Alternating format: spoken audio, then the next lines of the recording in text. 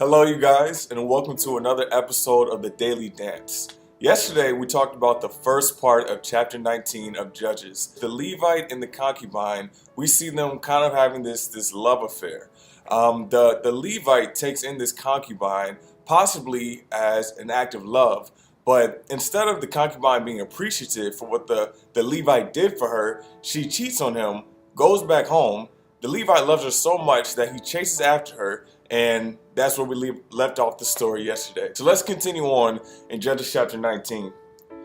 After the Levite goes to Bethlehem, Judah to get his concubine back, he stays there for about 5 days because his father-in-law doesn't want him to leave right away. But eventually when they do leave, they are on their way back to Ephraim. The way back to Ephraim is about a 25-mile journey. So they decided to take a rest halfway through the trip, and they stopped in a town called Gibeah. So, because back in those days, right, like unlike today, right, if you're on your way somewhere and you're not really gonna quite make it, there's like a Holiday Inn or Motel 6, right? They don't have those things, those places. So what they would do, very common in the day in the culture, that they would go to the town square and sit and wait for the generosity for someone to come and bring them in for the night. So they go, they spend the night, and they're sitting in the town square waiting for someone to bring them in. And no one brings them in. It's like everyone checked them out, everyone looked and said, you know what? You're not from here. You don't necessarily look like us. You don't act like us.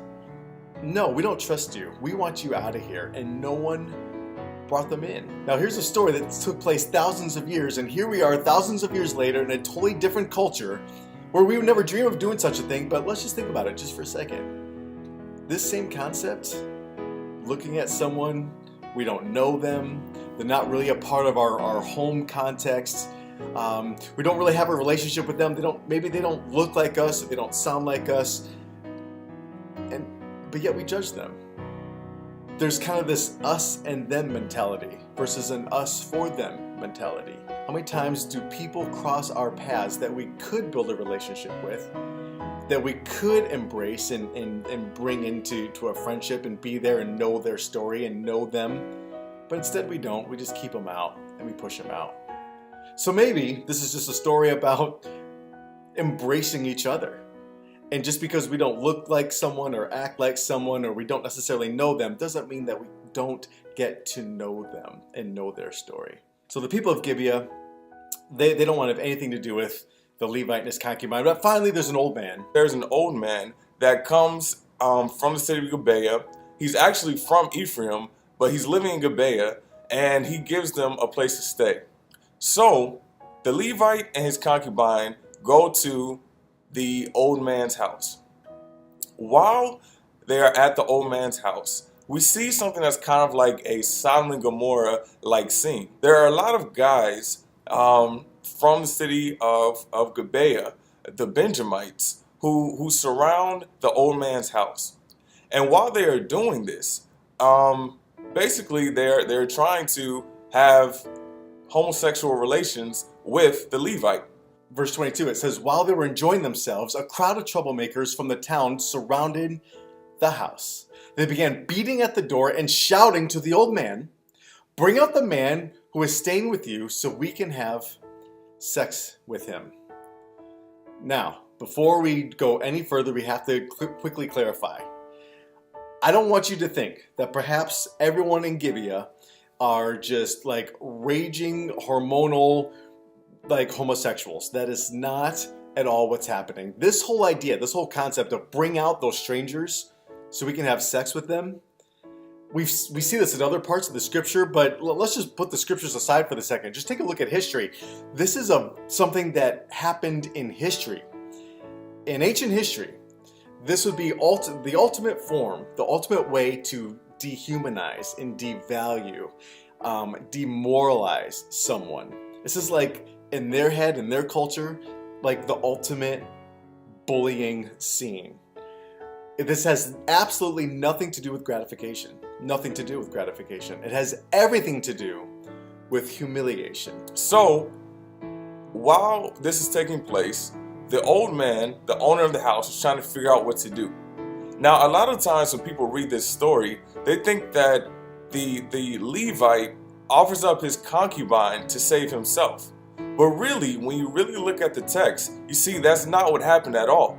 In Judges chapter 19, verse 23, it says, "Then the old man stepped outside to talk to them. 'No, my brothers, don't do such an evil thing, for this man is a guest in my house, and such a thing would be shameful.'" So wait a second.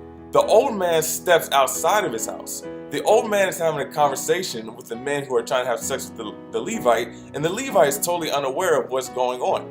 The Levite knows that the men are there, but he's not the one that's having the personal discussion with the men from Gibeah. Let's continue on to verse 24. "Here, take my virgin daughter and this man's concubine. I will bring them out to you, and you can abuse them and do whatever you like. But don't do such a shameful thing to this man." So, as a solution, the old man decides to offer up the concubine or his daughter to the men. And the men say they wouldn't listen. So the men took hold of his concubine and pushed her out the door.